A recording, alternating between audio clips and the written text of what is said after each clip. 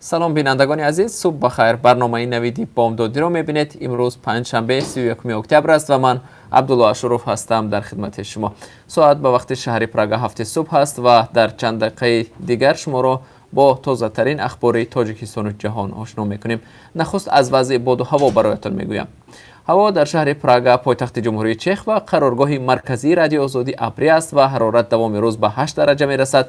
در شهر دوشنبه نیز هوا ابری باقی میماند و دوام روز باران کوتاه نیز پیش بینی میشد و حرارت هوا دوام روز 25 درجه خواهد بود. برنامه را با خبرها از تاجیکستان آغاز میکنیم. آژانسی نظارت دولتی مالیوی و مبارزه با کروپسیون تاجیکستان دو مسئول بانک دولتی امانت بانک را برای انتقال و مبادله غیر قانونی مبلغ‌های این نهاد مالی بازداشت نموده است. این دو نفر در بینای اساسی بانک در شهر دوشنبه فعالیت داشتند. حالا آنها در بازداشتگاه آژانسی مبارزه با کروپسیون قرار دارند. یک منبع رادیو آزادی در امانت بانک روز 30 اکتبر با تصدیق این خبر گفت بازداشت این دو کارمندشان روز 16 اکتبر از جانب کارمندان آژانسی صورت گرفته است. این منبع گفت کارمندان آژانسی ضمن این عملیات دو کارمند دپارتمنت خزینه‌داری بانک را بازداشت نمودند و آنها در معامله غیر قانونی اسعار عیبدار دانسته میشند. از آنها مشخصا نام برده نمی شود. در آژانسی مبارزه با کروپسیون بازداشت کارمندان امانت بانک را نیز تصدیق نمودند، ولی از توضیح بیشتر این قضیه خودداری ورزیدند. اما یک منبع نزدیک به امانت بانک میگوید کارمندان این نهاد به گمان تبادل غیر قانونی سرمایه در حجم نهایت کلان بازداشت شدند. حجم این سرمایه ها فعلا مشخص نیست، ولی گفته می شود آن به $10,000 رسیده. چنین عملیات به طور پیوسته صورت گرفته است. بازداشت دو مسئول این بانک در حالی است که امام علی رحمان پرزیدنت تاجیکستان ماه ینور در جلسه سالانه حکومت روح الله حکیم زاده را که آن زمان رهبر امانت بانک بود سخت انتقاد نموده از تالار مجلس جواب داد. سراج الدین اکرامی روز 22 ینور امسال چند روز پس از انتقاد رئیس جمهور از فعالیت‌های امانت بانک به جای روح الله حکیم زاده رئیس تعیین شد. سراج الدین اکرامی رئیس امانت بانک روز 5 فوریه ضمن یک نشست در شهر دوشنبه در حضور خبرنگاران گفته بود انتقاد پرزیدنت از قرض‌های بود که مزاجان نتوانستند سری وقت به امانت بانک بازپس گردانند. روز 30 اکتبر در چندی از نهادهای قدرتی تاجیکستان تغییرات کادری صورت گرفت. طبق اطلاع دفتر مطبوعات پرزیدنت فرهاد کمالزاده از وظیفه رئیس کمیته بخطر آذوقوار آزاد شده معاون اول رئیس کمیته دولتی امنیت ملی تاجیکستان تعیین شد. کرسی معاون اولی رئیس کمیته دولتی امنیت ملی بعد از رفتن منصور جان عمرов به وظیفه رئیس اداره زندانها در ماه نوامبر سال گذشته خالی بود. با گفته منبع محمد سعید فیض‌الله زاده سردار کمیته بی‌خطری آذوقواری تعیین شده است. منبع گفت در موافقت با امام علی رحمان سردار خدمات دولتی محافظه وزارت کارهای داخلی تاجیکستان و سرداران برخی از ریاست‌ها در ناحیه‌ها نیز عوض شدند. ضمناً روز 30 اکتبر پرزیدنت امام علی رحمان همچنین یک فرمان از کار آزاد کردن دادرس دادگاه ناحیه سینای پایتخت را نیز صادر کرد. در شرح این فرمان گفته می شود که دفتر که رحمان علی زاده رخشانه رحمان علی بنابر صادر نمودن کرداری که شأن و اعتبار سودیه را پست میزند از وظیفه سودیه سود ناحیه سینای شهر دوشنبه آزاد کرده می شود.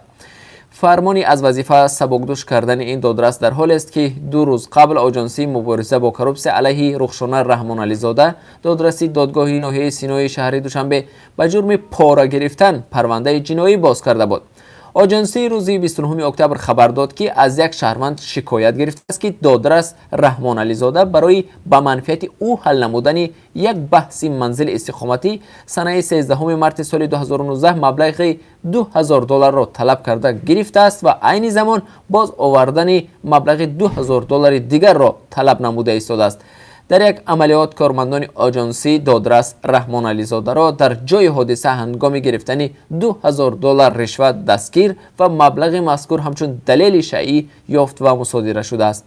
با گفته دفتر مطبوعات آژانسی عین زمان تفتیش پیشکی پرونده جنایتی نسبت رخشانه رحمان علی زاده ادامه دارد. نظر خود رحمان علی زاده در این رابطه هنوز دسترس نیست.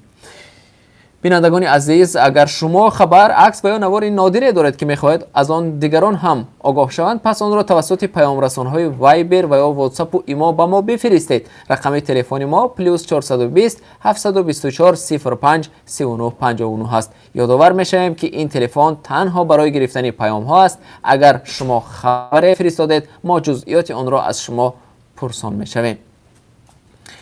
رو می‌آوریم به خبرها از خارج تاجیکستان. مجلس نمایندگان آمریکا روز 31 اکتبر برای رسما آغاز کردن تحقیق درباره اعلان عدم اعتماد به رئیس جمهور دونالد ترامپ آواز می‌دهد. این زمان قرار است یک مقام رسمی حکومت آمریکا در حضور گروه مخصوصی وکیلان کنگره درباره عملکردهای دونالد ترامپ بیانات بدهد که آیا به قانون شکنی راه داده است یا نه.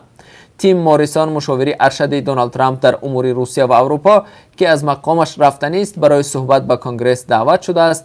جان بولتون، مشاور سابق امنیت در حکومت ترامپ، را هفته آینده به نزد وکیلان دعوت میکنند، ولی وکیل دفاع او خصوصی او گفته است که بولتون به امر رسمی برای حضور در کنگره صحبت نمی کند.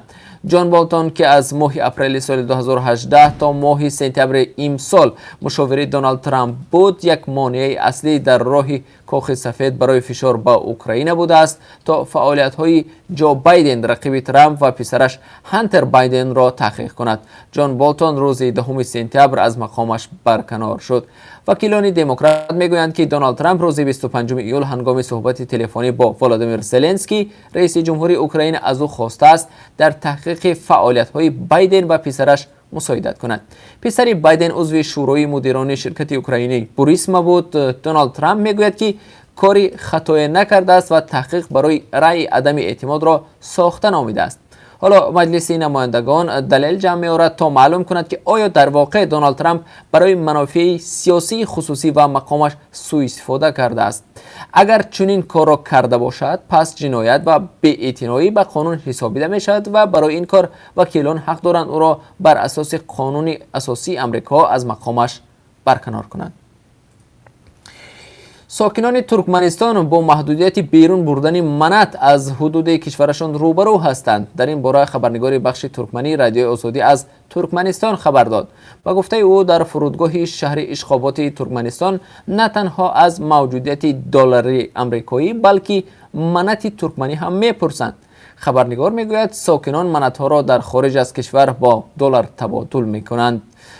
نزدیکی نیم سال است که منتها را به ترکیه برده آنجا با دلار تبادل کرده می آیند. در ترکمنستان رسما اجازه بود که ساکنان هنگام عبور مرز با خود تا 10,000 دلار را داشته باشند. تابستان سال 2018 مقامات ترکمنستان حجم مبلغ نقد را تا به 3,000 دلار رسانیدند، اما درباره محدودیت به خارج بردن منت در منبع‌های رسمی خبری موجود نیست. این در حالی است که در ترکمنستان تبادل منت پول ملی این کشور با اسعار خارجی رسما منع است. دسته منتخب فوتبال تاجیکستان در دایره آمادگی به بازی‌های مرحله انتخابی قهرمانی جهان 2022 با منتخب مالزیا بازی دوستانه برگزار می‌کنند. این بازی 9 نوامبر در شهر کوالالامپور برگزار می شود. با اطلاع فدراسیون فوتبال تاجیکستان، بعد بازی دوستانه با مالزیا، منتخب تاجیکستان با رهبری سرمربی عثمان تاشف متخصص ازبکستانی از کوالالامپور به ماندالای پرواز می کنند. بعدا منتخب تاجیکستان برای بازی دور ششم مرحله انتخابی قهرمانی جهان 2022 در گروه F با منتخب قرقیزستان به بشکک سفر می کند و این بازی 19 نوامبر در ورزشگاه به نام دولن آمورزاقوف ساعت 19 به وقت دوشنبه شروع می شود. منتخب تاجیکستان در دو بازی مرحله انتخابی قهرمانی جهان 2022 در گروه F بر دسته‌های قرقیزستان و مغولستان با حساب 1-0 پیروز شده از منتخب ژاپن با حساب 0-3 مغلوب گشته است. بینندگان عزیز، در پایان این نشر خبر با درخواست شما همچنان نظری داشتیم به قرب ارز خارجی در تاجیکستان. طبق قرب اسعار خارجی که بانک ملی امروز تعیین کرده است، $1 آمریکایی 9 سومانی و 69 درم، 1 یورو واحد پولی اتحاد اروپا 10 سومانی و 76 درم و 1000 روبل روسی 151 سومانی ارزش دارد. اینجا رسیدیم به پایان نشر نوید بامدادی. برنامه‌های نو و جالب ما دوام روز تقدیم شما میشند. ما را همراهی کنید.